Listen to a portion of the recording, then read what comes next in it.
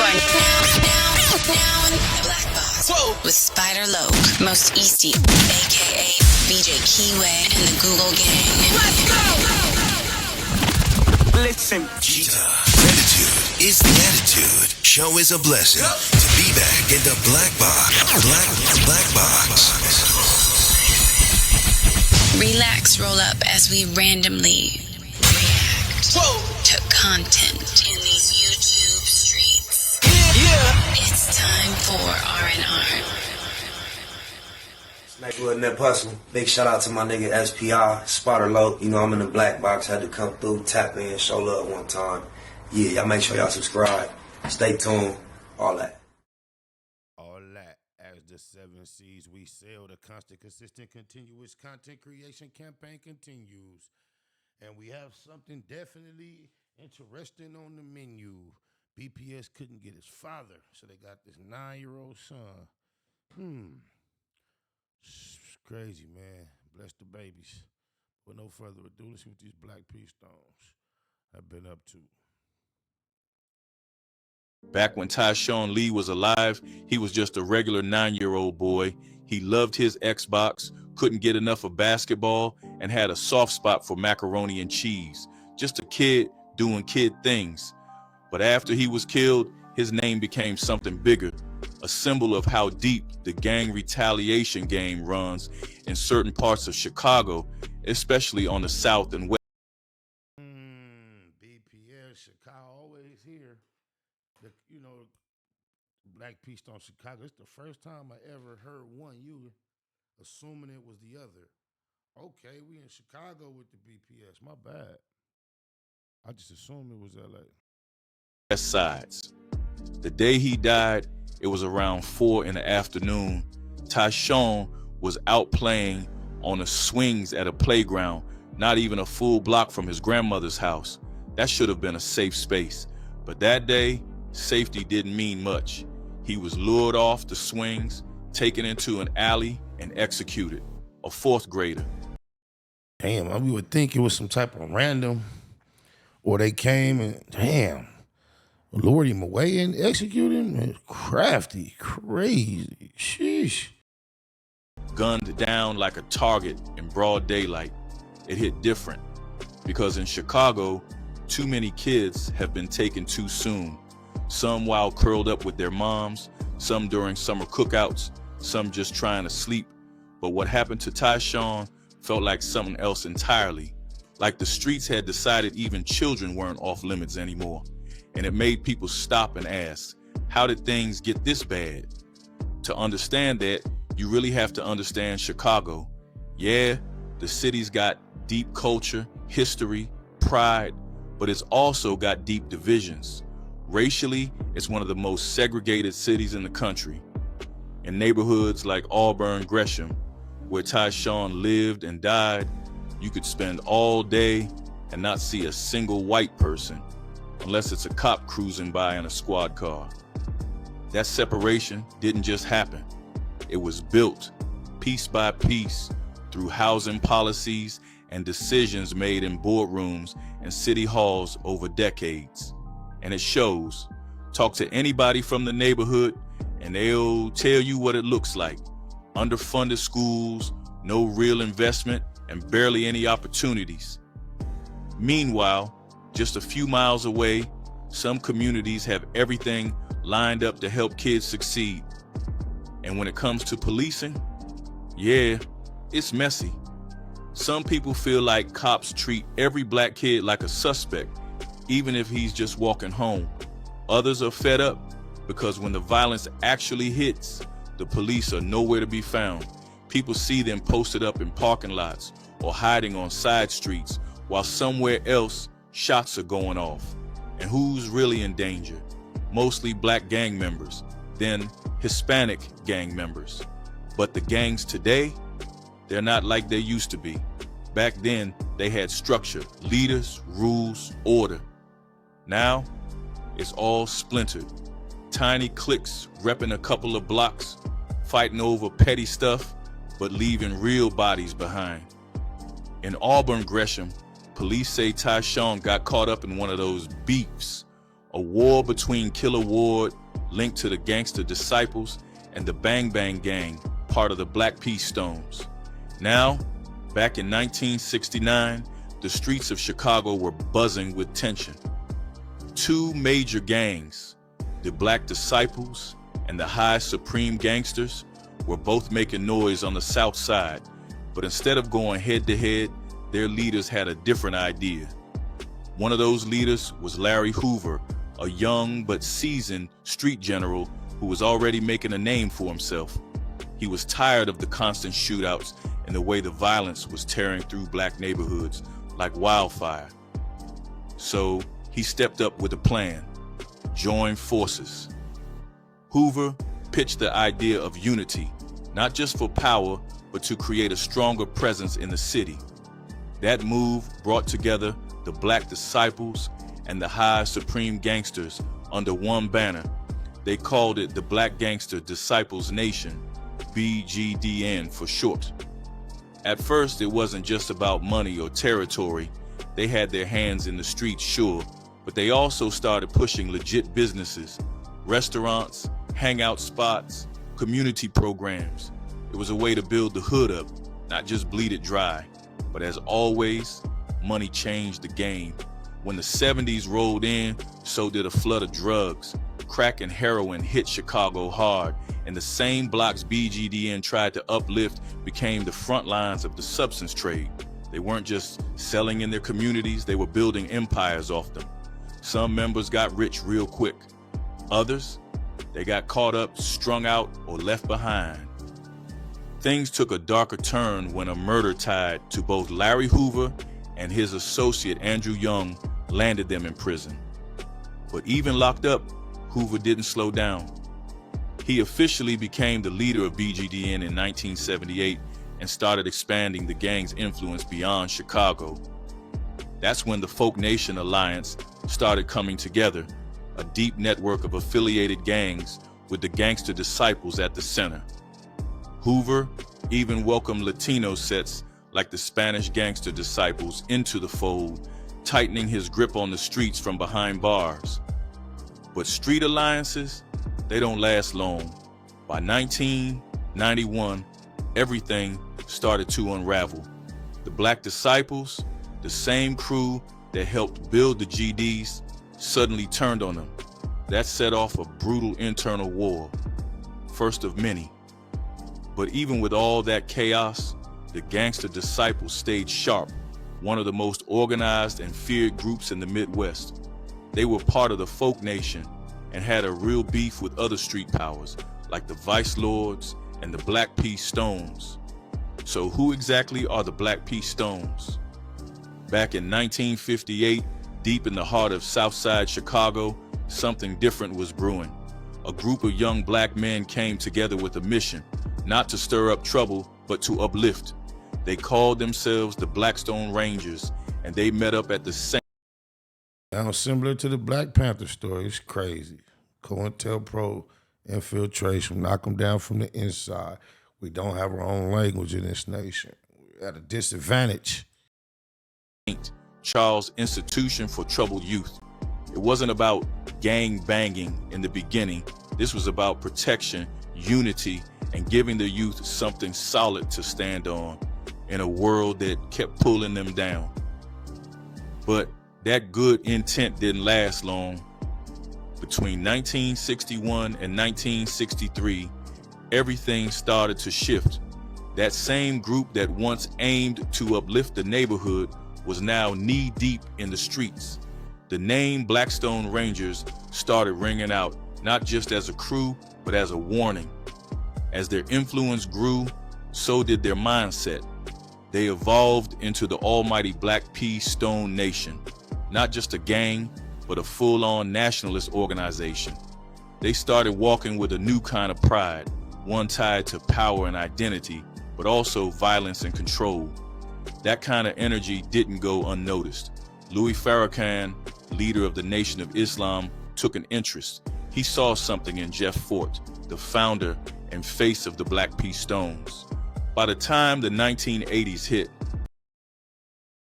You know it's AI when he said Louis instead of Louis. Pretty good AI voice, though. I'm getting used to his voice. I thought I was one of the bloggers we used to, but that's AI. I'm used to that voice. Jeff Fort had already been through a storm of felony charges and prison time, but prison didn't break him. It changed him. Fort converted to Islam, and through Farrakhan, he got linked up with some major international players, including people connected to Muammar Gaddafi out in Libya. Fort's new connections went way beyond Chicago. He wasn't just pushing substances anymore. He was talking about weapons, revolution, and terrorism. That's when the government stepped in hard. They hit Fort with terrorism, conspiracy charges for allegedly working with the Libyan government. The outcome, he got slammed with 2 stacked sentences, 80 years, then another 75 on top. No chance of ever walking free again. With Fort out of the picture and no real leadership left, the Pea Stones started falling apart. Some members flipped to other sets, others just drifted off, worn down by the street life. But don't get it twisted, they're not gone, not even close. There are still an estimated 30,000 members spread across the country, and every now and then, their name makes the news, usually linked to violence or some big criminal move. Law enforcement hasn't let up either. The Gangster disciples are still seen as one of the most organized and dangerous gangs to ever come out of Chicago. Then came a moment that turned headlines into something straight out of a horror story. It was one of those unseasonably warm November afternoons in 2015. The sun was out, the sky was clear. Tyshawn was just a regular 9-year-old boy. I don't know why I thought this was going to be a story that go back before 2015. I thought this was an old story. Boy, that's crazy. They did this in 2015. Murdered this little boy on purpose. That's crazy. Yeah, Chi-Town, shady as Still in his school uniform, full of energy and love. He told his grandma he loved her, then grabbed his basketball and ran off across the street, headed to Dawes Park on the south side like he probably had dozens of times before. But that day wasn't like the others. Allegedly, that's when Doty approached him. They exchanged a few words, and Doty even dribbled Tyshawn's basketball, probably trying to earn the kid's trust. Then he picked up the ball and led Tyshawn toward an alley. Waiting nearby was a black SUV. Inside were Morgan and Edwards, supposedly lying in wait. As Tyshawn made his way halfway down the alley, the ambush began. A .40 caliber handgun cracked through the silence. Tyshawn, just a little kid, threw his hands up, probably trying to protect himself. 7 shots followed. One ripped through his thumb, nearly tearing the finger clean off, and sprayed fragments into his face. Another scorched his palm. It was that close. 2 more tore into his right hand, but the shot that ended it all hit his temple, passed through his brain, and came out the other side. The SUV sped off. Tyshawn's small body was left crumpled on the cold concrete right by a garbage can. His basketball rolled to a stop just a few feet away. At first, nobody was sure if Tyshawn had been in the wrong place at the wrong time. But not long after the shooting, his father, Pierre Stokes, also known in the streets as Woody or Woo Goaty, told the Tribune he believed his son was targeted. He couldn't think of any real reason why someone would come after a kid just to get to him. Stokes didn't admit to being part of any gang, but he made it clear he wasn't happy with how police were handling things. He felt like they cared more about his past than finding his son's killer. He told reporters the cops were focused on him instead of the people who actually did it. But behind all the anger, he also admitted something else. He felt guilty.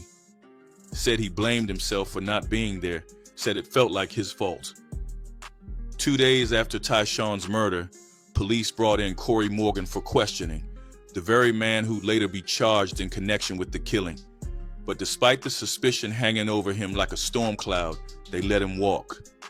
At the time, Morgan was already a convicted felon out on bond for a gun charge because apparently firearms and felonies were his favorite combo. Fast forward 2 weeks. Morgan's back behind bars. Not for Tyshawn. Nope, another gun charge. It's almost like he was collecting them. And just like before, he posted bail and walked free. For weeks after they found Tyshawn's little body in that alley, the police had nothing. Streets went quiet, people acted like they hadn't seen a thing, and detectives were stuck. No leads. I wonder if his daddy went on a mission. Fuck all that police talk. What did his daddy do? No witnesses, just a whole lot of heartbreak and silence. The city tried to shake the streets loose with money. Over $35,000 on the table for any info. Reward posters popped up, even at the memorial where he died, begging people to break the silence and speak up for that child. Eventually, some teens came forward. They told police they saw 3 guys, Boone Doty, Morgan, and Edwards, hanging around near the park right before Tyshawn got killed. That was the spark. Cops started connecting the dots and came up with a theory. They believed the 3 were deep in the Bang Bang Gang Terror Dome set of the Black Pea Stones. And their thinking was this: Tyshawn wasn't the target for who he was, but for who his daddy was. Rumor had it his father was tied to the killer war side of the Gangster disciples. It wasn't random. It was a message. The streets had already been boiling before this. Back in October 2015, just days before Tyshawn was killed, Tracy Morgan's world got flipped. His mother had just picked him up from something called a call-in, a program where gang members got a choice: walk away from violence and get help, or keep going and face heat from the law. Morgan didn't even get time to make that choice. On their way home, another car pulled up and started blasting. Morgan took one in the stomach and didn't make it. His mom got hit too, but all she could do was scream that her son was dying right in front of her. That moment shattered whatever unspoken rule there was about keeping family out of it. Tracy Morgan's brother, Corey Morgan, snapped. Revenge was all he could think about. He, Boone Doty, and another guy were out on the streets every day looking for payback. Boone Doty even started stalking Tyshawn's grandmother, planning to hurt her just to lure the rival crew out. That's how dark and twisted things had become. Not long after Tracy's death, on October 18th, Boone Doty was rolling down 78th and Honore. He spotted a rival in a car and stepped out with a mission. He walked right up and let off shots, hitting both the target and a woman named Jenkins, who was sitting next to him. But that wasn't the end of it. On November 2nd, they spotted Tyshawn playing basketball at Dawes Park and lured him into an alley nearby, the 8000 block of South Dahmen. That's where they shot him and left him like he didn't matter. No one actually saw the shooting, and the scene didn't offer much solid evidence at first. Then science stepped in. A forensic expert tried something brand new for Illinois: probabilistic genotyping. That sound like bullshit. Oh, my bad. Come with some junk science. New shit, they said, for Illinois. Slip this on them niggas. They won't see it coming. It's a high-tech DNA method that uses software to sort through messy, mixed samples. And this specialist said it could link the DNA found on Tyshawn's basketball straight to Boone Doty. That cracked things open. Morgan and Edwards were... That's more believable than that dog they had that time running around. That was bullshit. Oh, remember that dog? Said he ran up and sat next to the man after that smelled science shit, bullshit. Were charged with murder just 4 weeks after the shooting. Boone Doty took longer. They waited until March 2016, after the grand jury came back with the indictment. Prosecutors laid it out plain. Morgan and Edwards helped plan it and drove Boone Doty to and from the hit. When the trial jumped off, the prosecution came hard out the gate with jailhouse recordings. But here's the twist. Those tapes weren't some random wiretap. They came from a heavy hitter on the inside, Demetrius Murray, a well-known gangster disciple, second in command at that, had already caught a 10-year bid for a shooting. He was waiting to get sentenced when he agreed to wear a wire, hoping for a lighter deal.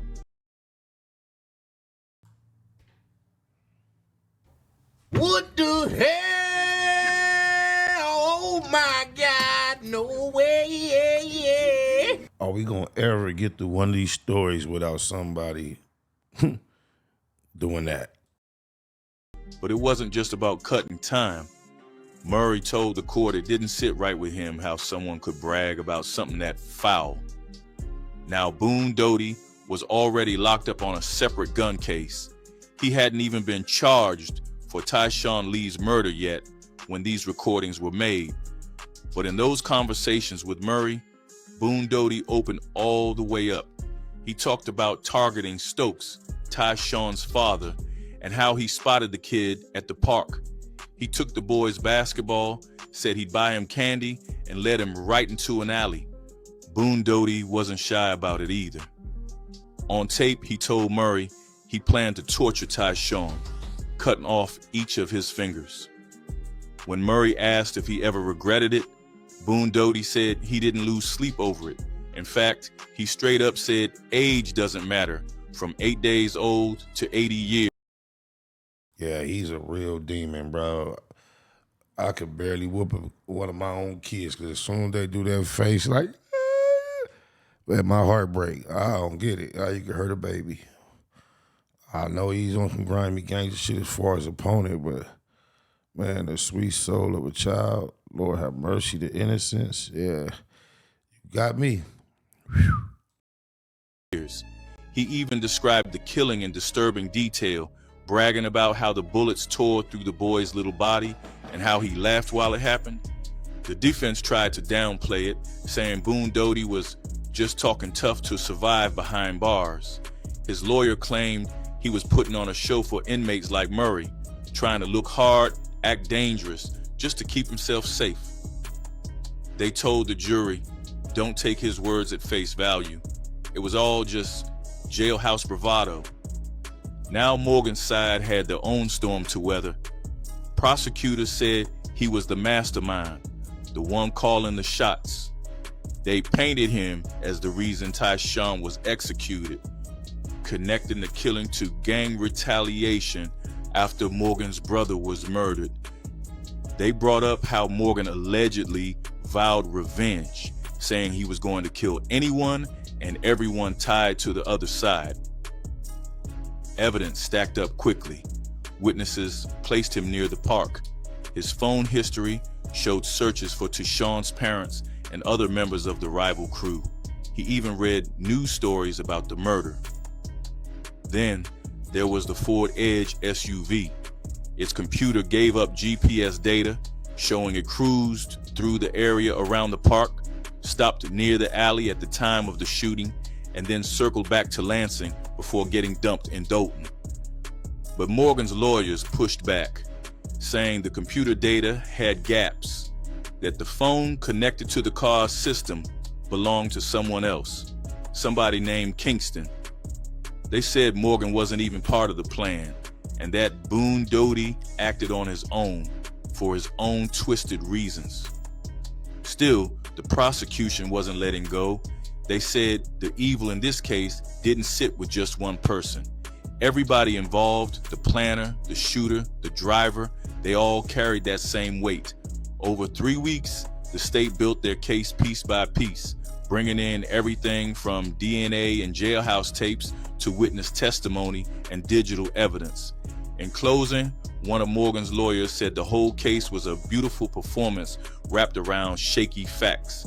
He warned the jury not to let their emotions override the need for real proof and not to assume guilt just because Morgan was a known gang member.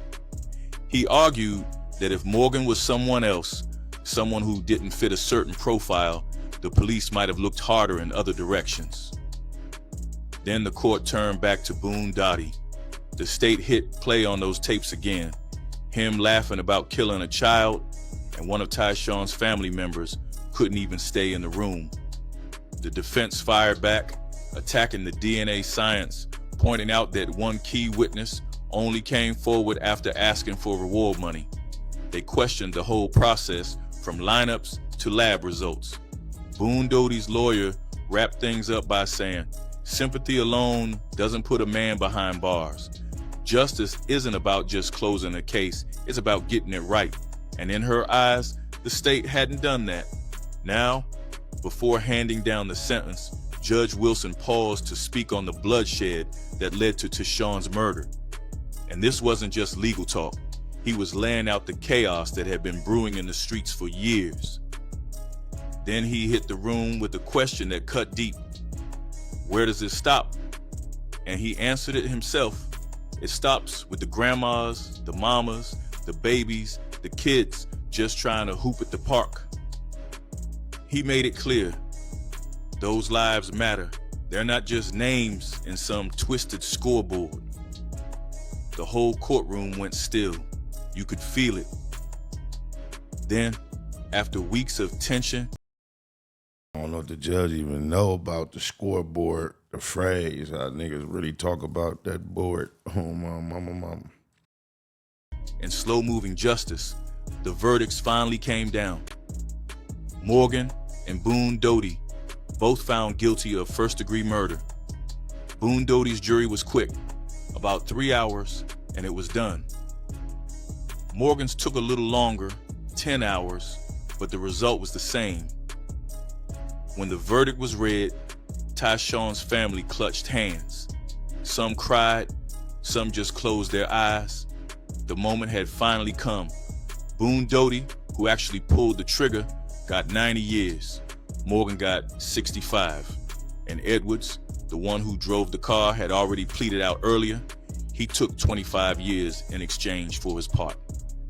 Neither Morgan nor Boone Doty spoke in court. Nothing, not a word. But prosecutors made it clear these weren't sentences with a light at the end. They were gone for good. Morgan's lawyer, Todd Pugh, talked Oh boy, they got the 25. He ain't going for good. That's just an L on that. to reporters after. Said the whole case was tough from the jump, that it was an uphill battle the whole way.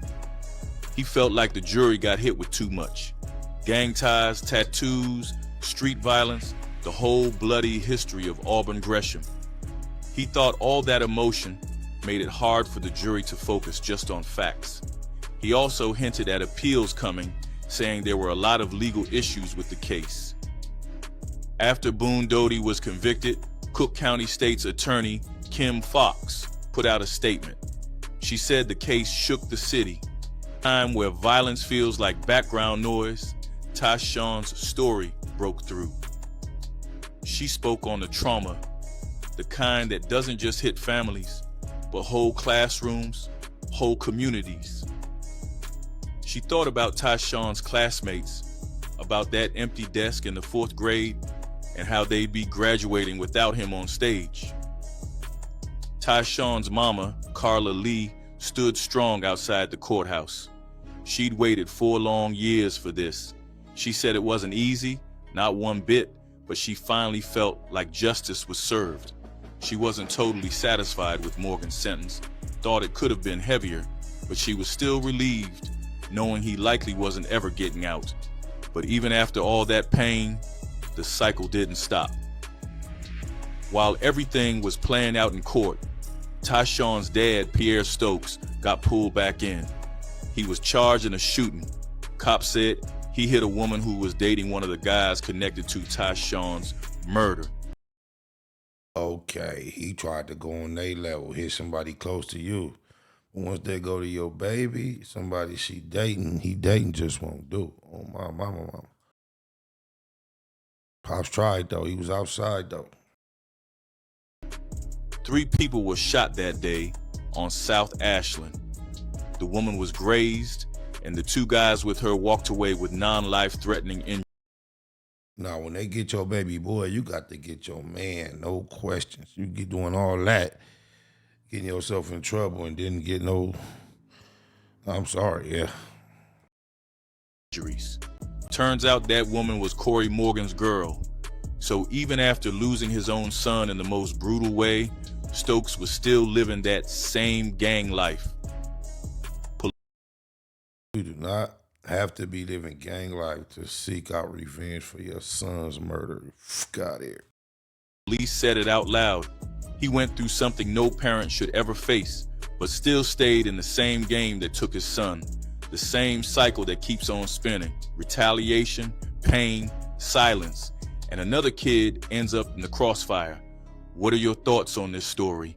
Appreciate you watching. If you enjoyed the video, hit that like button and make sure to subscribe for more.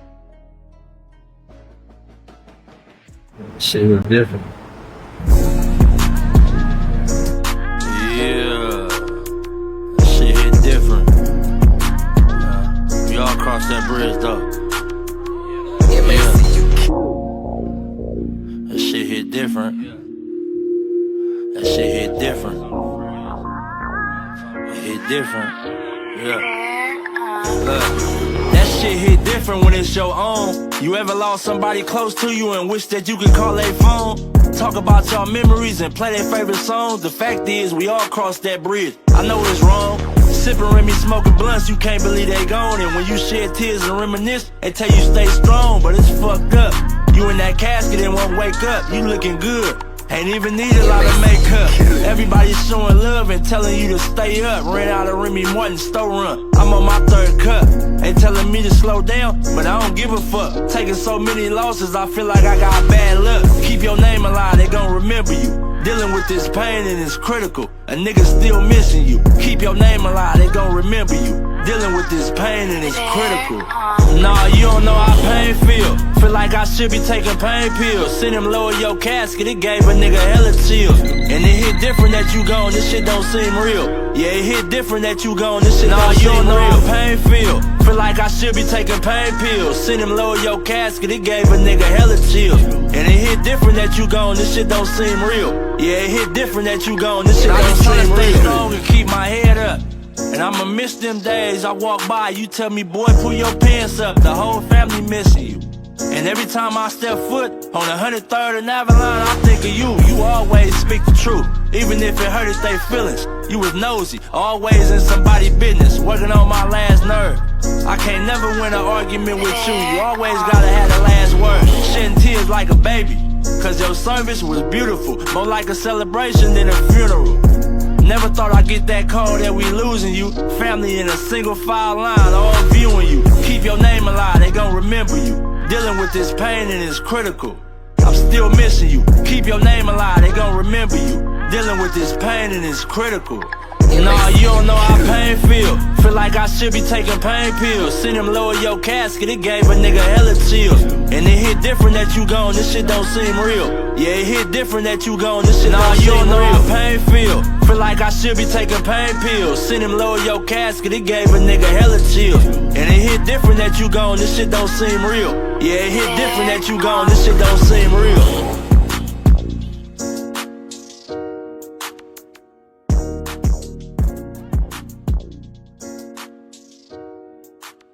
Just a little talk with Jesus makes everything alright. Just try it.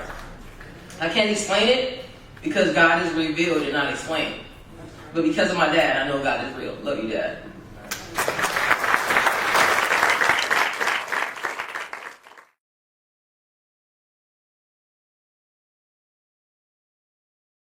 Nigga in that hustle. Big shout out to my nigga SPI, Spotter Low. You know I'm in the black box, had to come through, tap in, show love one time. Yeah, y'all make sure y'all subscribe. Stay tuned, all that. It's the homie cook-up boss, goddammit, Cub Low. And y'all tuning in to the Wake and Bake Show with goddammit the homeboy Spider Low. Here with SPI, the realest nigga in LA. Spider this bitch! My name is Spider Low. Spider Low, nigga. Spider Low. It's Spider Low. Spider Low. Spider Low. Spider Low.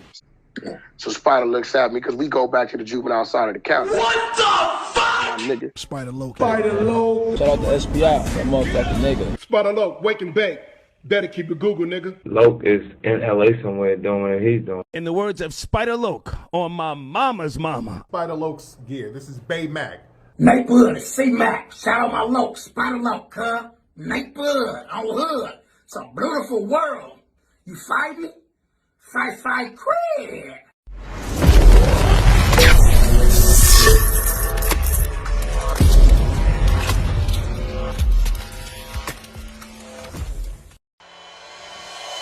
Point blank, through no subliminal dissing. When I listen, I can tell you never been on no mission. Sticking to the script, don't care if I offend you. Neighborhood crib, the marathon I overlook my competition, never seeing them. I done trained my mind that I'm going. You could tell by how I walk, talk, I'm a boss. A east side millionaire, homie, what you thought? My life is a movie. They can't get close to me. They mad cause they can't be. I'm everything that they wanna be, yeah. You are now in the Black Box with Spider Loc, Most Easty, aka BJ Keyway, and the Google Gang. Let's go!